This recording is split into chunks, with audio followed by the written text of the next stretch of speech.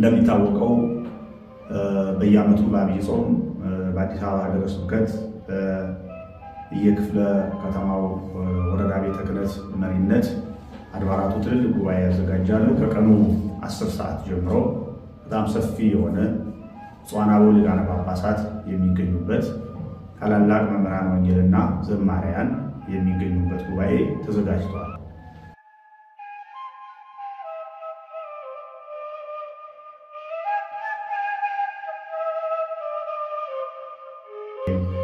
አቤቱ ቅዱስ አምላካችን እግዚአብሔር በቸርነትህና በምሕረትህ ስለጎበኘን በእድሜያችን ላይ ጭንቀን ስለጨመርክልን ክብርና ምስጋና ለአንተ ይሁን።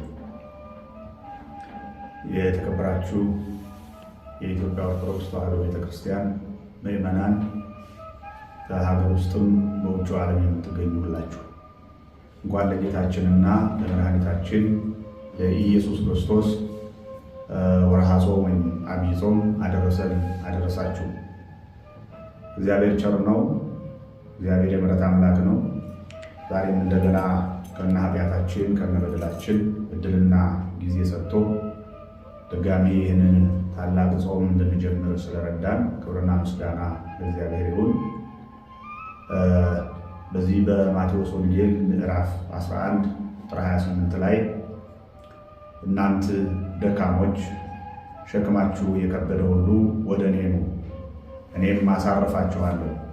ቀንበሬን በላያችሁ ተሸከሙ፣ ከእኔም ተማሩ፣ እኔ የዋህ በልቤ ትሑት ነኝና ለነፍሳችሁ ዕረፍት ታገኛላችሁ ይላል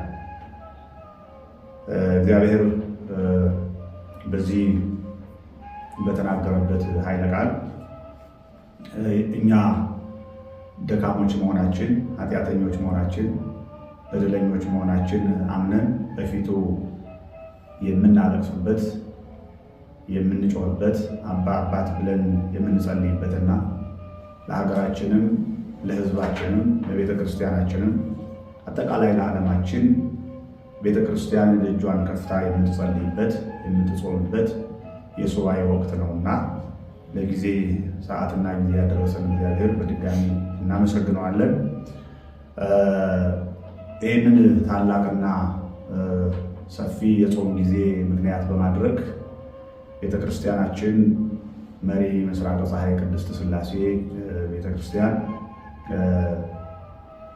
ከመጋቢት 4 እስከ መጋቢት 7 2018 ዓ.ም ሰፊ የሆነ የ4 ቀን ጉባኤ አዘጋጅታለች።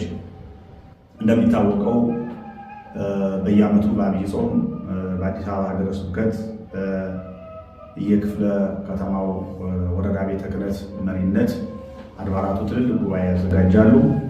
እኛም እንደ እግዚአብሔር ፈቃድ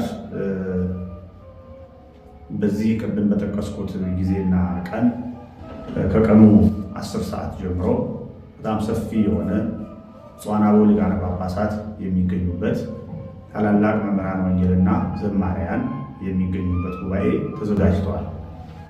በዚህ ጉባኤ ላይ እንደምታውቁት ቤተክርስቲያናችን በየጊዜው ፈተና የሚያጣት ባትሆንም ይህንን ታላቅ ጾም ምክንያት በማድረግ አንዳንድ ጥያቄዎች እንዲሁም በቤተክርስቲያናችን ላይ የሚነሱ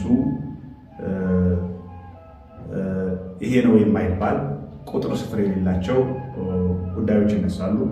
ለእነዚህ ጉዳዮችም ወቅቱን በጠበቀ መልስ የሚሰጥበት የበገና ዝማሬ የሚኖርበት እንዲሁም ጥያቄና መልስ የሚዘጋጅበት ጉባኤ ነው የሚሆነው።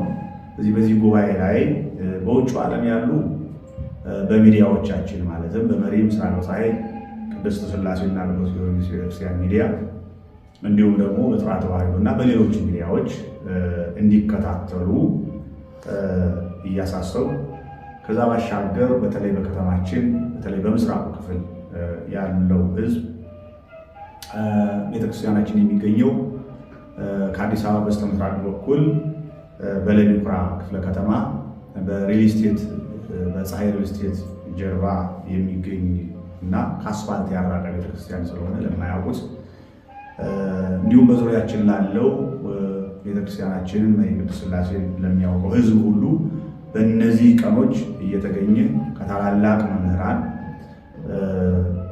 ቅድም የጠቀስኳቸውን ነገሮች እንዲማር እንዲሁም መልስ እንዲያገኝ። አሁን ብዙ ጊዜ እንደምናየው አሁን ሁሉ መልስ ሰጭ ሆኗል፣ ሁሉ ተጠያቂ ሆኗል። ሚዲያው በእጃቸው ስለሆነ ብዙ ሰዎች ቤተክርስቲያንን የሚያንጠለጥሉበት ሃይማኖታችንን አሳንሶ ለማየትም የተለየ ትርጉም ለመስጠትም እንዲሁም ከሚመለከተውም ጋር ለማጋጨት የሚደረጉ ነገሮች አሉ። ለእነዚህ ሁሉ መልስ የሚሰጥበት እና ነፍሳችንም ስጋችንም የሚያርፉበት ጉባኤ በዚህ ቤተክርስቲያን ይዘጋጃል እና ምዕመናን እግዚአብሔር ፈቅዶ እድሜ ተጨምሮ ለዚያ ቀን የምንደርስ ሁላችሁም በዚያ ጊዜ ለ4 ቀናት ከቀኑ 10 ሰዓት ጀምሮ እየተገኛችሁ የእግዚአብሔርን ቃል እንድትሰሙ፣ እግዚአብሔርን እንድታመሰግኑ፣ ለነፍሳችሁ እረፍት እንድታገኙ በቤተ ክርስቲያናችን ስም ጥሪዬን ማስተላለፍ እፈልጋለሁ። ቅዱስ አምላካችን እግዚአብሔር ያሰብነውን ሁሉ ለፍጻሜ እንዲያበቃልን የጀመርነውን ጾም አስፈጽሞ ለብርሃነ ትንሣኤው እንዲያደርሰን ሁላችንም በሰላም እንዲጠብቀን ፈቃዱ ይሁንልን። እግዚአብሔር ሀገራችንን ኢትዮጵያን ይባርክ። ቤተክርስቲያናችንን ከፈተናና ከመከራ ሁሉ ይሰውርልን። እግዚአብሔር ከሁላችን ጋር ይሁን።